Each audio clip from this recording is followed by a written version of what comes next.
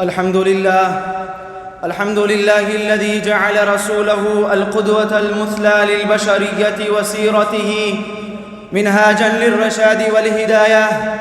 أما بعد، فقد قال الله تعالى في القرآن المجيد والفرقان الحميد: لقد كان لكم في رسول الله أسوة حسنة لمن كان يرجو الله واليوم الآخر وذكر الله كثيرا.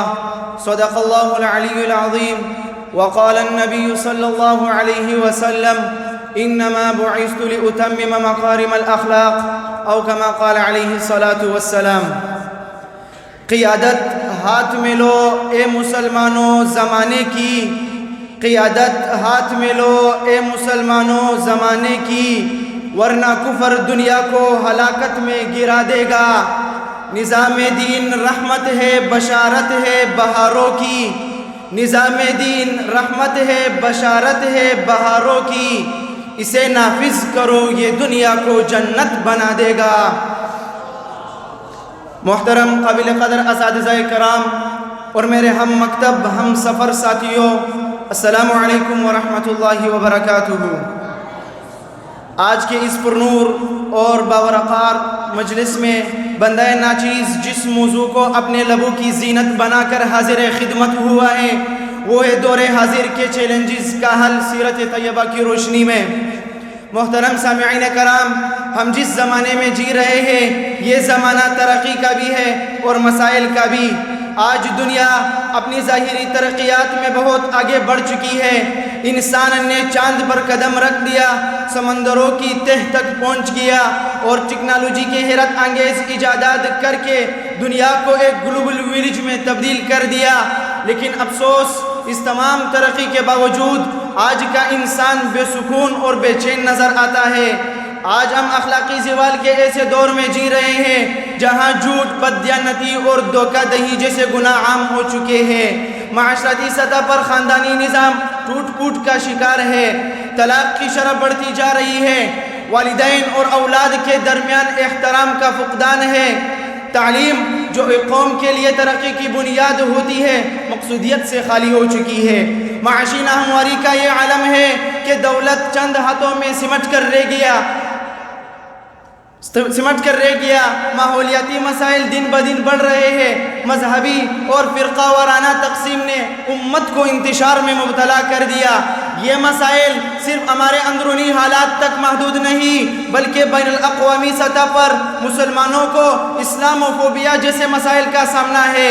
طاقتور اقوام کمزور قوموں کا استحصال کر رہی ہے. غیر مذہبی بے حیائی اور اخلاقی گراوٹ کو فروغ دے رہی ہے. ان حالات میں ہم سوال کرتے ہیں کہ آخر ان تمام مسائل کا حل کیا ہے؟ عزیزان من، ان تمام چیلنجز کا حل ہمیں سیرت طیبہ میں ملتا ہے. اللہ رب العزت اپنے کلام میں سورہ احزاب آیت نمبر 21 میں یوں گویا ہوتے ہیں: لَقَدْ كَانَ لَكُمْ فِي رَسُولِ اللَّهِ أُسْوَةٌ حَسَنَةٌ. یقیناً تمہارے لیے رسول اللہ کی زندگی میں بہترین نمونہ موجود ہے. آپ صلی اللہ علیہ وآلہ وسلم نے ہمیں اخلاقی گراوٹ سے نکلنے کا راستہ دکھایا. آپ صلی اللہ علیہ وآلہ وسلم نے فرمایا: انما بعثت لأتمم مکارم الاخلاق، کہ مجھے اخلاق حسنہ کی تکمیل کے لیے بھیجا گیا. آپ صلی اللہ علیہ وآلہ وسلم نے جھوٹ، دھوکہ دہی اور بددیانتی کو ختم کر کے دیانتداری، سچائی اور عدل کو عام کیا. آپ نے فرمایا: خیر الناس انفعهم للناس، بہترین انسان وہ ہے جو دوسروں کے لیے نفع بخش ہو. اگر ہم اپنے معاملات میں امانت، صداقت اور دیانتداری اور اپنے بھائیوں کے ساتھ خیرخواہی کو اپنائیں تو آج کے اس اخلاقی بحران کا خاتمہ ہو سکتا ہے. خاندانی نظام کی تباہی کا علاج آپ صلی اللہ علیہ وآلہ وسلم کی حیات طیبہ میں موجود ہے. آپ نے فرمایا: خیرکم خیرکم لأہلہ وأنا خیرکم لأہلی. تم میں سے بہتر وہ ہے جو اپنے گھر والوں کے ساتھ اچھا ہو اور میں اپنے اہل والوں کے لیے سب سے بہتر ہوں. آج ضرورت ہے کہ میاں بیوی کے درمیان محبت اور بچوں کی تربیت کو قرآن و سنت کے مطابق ترتیب دیا جائے. اگر ہم اپنے گھروں میں آپ صلی اللہ علیہ وآلہ وسلم کے اسوہ کو اپنائیں تو خاندانی نظام مضبوط ہو سکتا ہے. آپ صلی اللہ علیہ وآلہ وسلم نے تعلیم کو اولین ترجیح دی اور فرمایا: طلب العلم فریضۃ علی کل مسلم. علم حاصل کرنا ہر مسلمان پر فرض ہے۔ آپ صلی اللہ علیہ وآلہ وسلم نے نہ صرف علم کو فروغ دیا بلکہ کردار سازی پر بھی زور دیا۔ آپ نے آج ہمیں اپنے نظام میں تعلیم میں آپ صلی اللہ علیہ وآلہ وسلم کے اس اصول کو داخل کرنا ہوگا تاکہ صرف ڈگریاں نہیں بلکہ ایک باکردار انسان پیدا ہو۔ معاشی ناہمواری کا حل بھی آپ صلی اللہ علیہ وسلم نے ہمیں دیا۔ آپ نے زکوٰۃ، صدقات اور حلال روزی کو فروغ دیا، سود سے منع فرمایا اور تجارت میں امانت داری کو لازم قرار دے کر اسے مائیت رسول کے حصول کا ذریعہ قرار دیا۔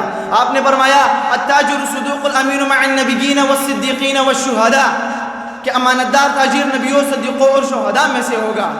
لہٰذا ہمیں آج ان تعلیمات کو اپنانا ہوگا، اتحاد و اتفاق کو فروغ دینا ہوگا۔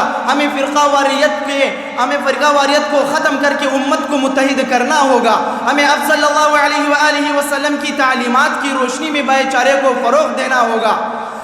بین الاقوامی سطح پر اسلام و خوبیوں کا مقابلہ کرنے کے لیے آپ صلی اللہ علیہ وآلہ وسلم کی تعلیم ہمارے لیے مشعل راہ ہے۔